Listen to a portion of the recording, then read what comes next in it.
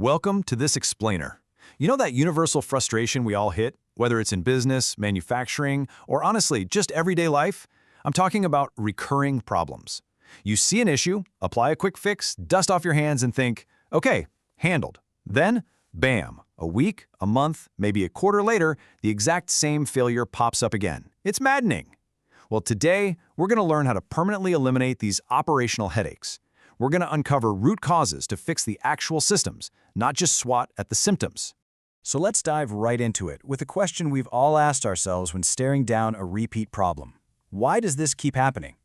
Well, the short answer is that we almost always settle for the very first plausible explanation. We see the immediate issue, we address it, and we move on. But we fail to dig deep enough to see that invisible chain of events that created the condition for the failure in the first place.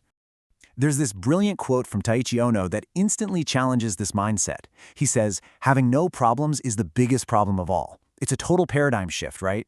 It frames problems not as negatives, but as disguised opportunities for continuous improvement. Ohno, who was the architect of the Toyota production system, believed that if you think you have no problems, you're honestly just not looking closely enough at your processes. Every glitch, every delay, every single defect, they're all signals pointing you toward a system that can and should be optimized. Now, let's establish our ultimate goal here. We aren't just hunting for a cause. We are looking for the root cause. And there's a big difference. A root cause is the fundamental systemic source of a problem. If you eliminate it, you definitively prevent the problem from ever coming back. So if your proposed solution only makes the problem, less likely, you haven't actually found the root cause yet. You really need to hit that foundational failure point. To get us there, today's explainer provides a complete operational toolkit. We're going to walk through this roadmap. First, what are the 5 whys? Second, why should you use this technique? Third, when exactly to apply it?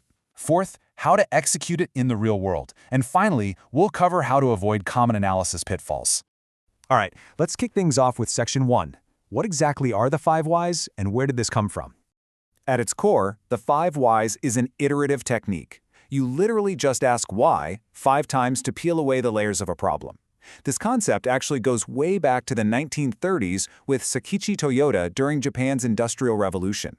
He designed it to empower frontline operators, the folks who are actually closest to the work, to find underlying causes just through iterative questioning. No complex statistical tools needed. To investigate. And then, by the 1970s, it exploded globally, becoming the absolute staple in lean manufacturing and Six Sigma frameworks that we know today. Moving right along to section 2, why use this technique? Let's talk about shifting the paradigm. You might be wondering, why not just use other problem-solving tools? Well, the beauty of the 5 whys is how it fundamentally shifts a team's approach to failure. Masking a symptom with a quick fix? That's just taking a painkiller for a broken wrist. Sure, the pain stops for a few hours, but your bone is still broken. Root cause analysis actually heals the bone. Think about it. If you just mop up a puddle of water on the floor, you're only treating the symptom. But if you fix the broken pressure valve that caused the pipe to burst in the first place, boom, you're fixing the root cause. And here's the absolute most crucial point. This technique shifts our entire organizational culture. It completely moves us away from blaming people, asking who messed up, and focuses us entirely on fixing flawed processes by asking why did the system fail? Research actually shows that 80 to 90% of contributing factors to errors are completely under management's control, not the individual workers. So, the 5 whys helps us build this just culture, where we actively seek to understand the systemic conditions that made the human error inevitable. It's a real game changer. Okay, let's jump into section 3, when to apply it. You've got to find the right fit. Like any tool in your toolkit, a hammer is fantastic for a nail, but pretty terrible for a screw, right? The 5 whys is exactly the same. It shines brightest when you're dealing with straightforward, single-threaded events. You're going to want to use this for simple to moderate issues, isolated mechanical failures, specific process bottlenecks, or what lean practitioners call gap from standard problems. It's incredibly efficient when you need rapid analysis right there on the front line without having to boot up any complicated software. However, it is absolutely vital to know its limits. You definitely do not want to use the 5 whys for highly complex, multivariable problems or accidents with deeply intertwined causes spreading across different departments. Because the 5 whys relies on linear logic, it can actually oversimplify complex systems. So for those massive, multifaceted issues, you'll want to reach for advanced tools instead, like an Ishikawa fishbone diagram. Now for the really practical stuff in Section 4, how to execute it. Let's break it down step by step. Let's trace a classic example that you'll find in almost every manual out there. Here's our problem statement. The car won't start. Okay, why? The battery is dead. That's our first why. Well, why is the battery dead? The alternator failed. Why did the alternator fail? The alternator belt broke. Why did the belt break? It was way beyond its useful service life.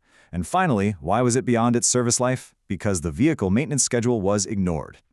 Notice how fast we stepped down through those layers? We moved from the physical symptom of a dead battery all the way down to a systemic, behavioral failure in maintenance scheduling.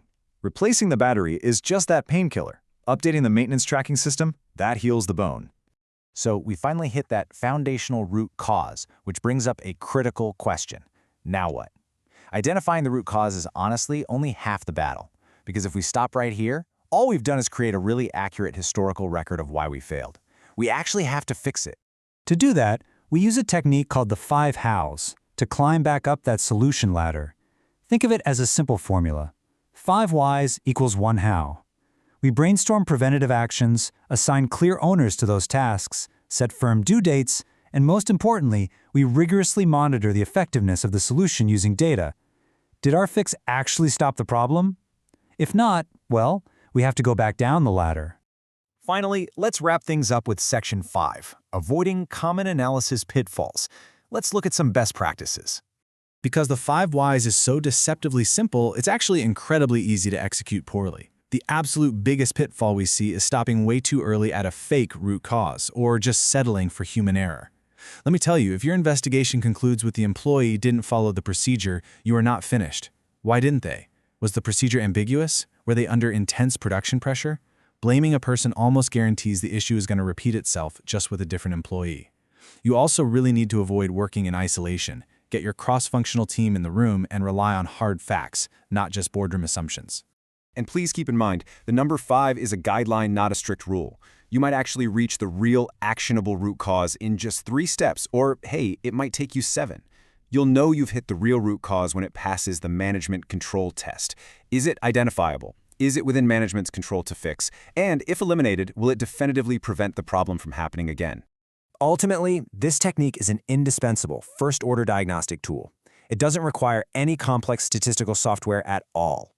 It simply empowers your frontline teams to build genuine, systemic resilience by tracing cause and effect with clear, focused logic.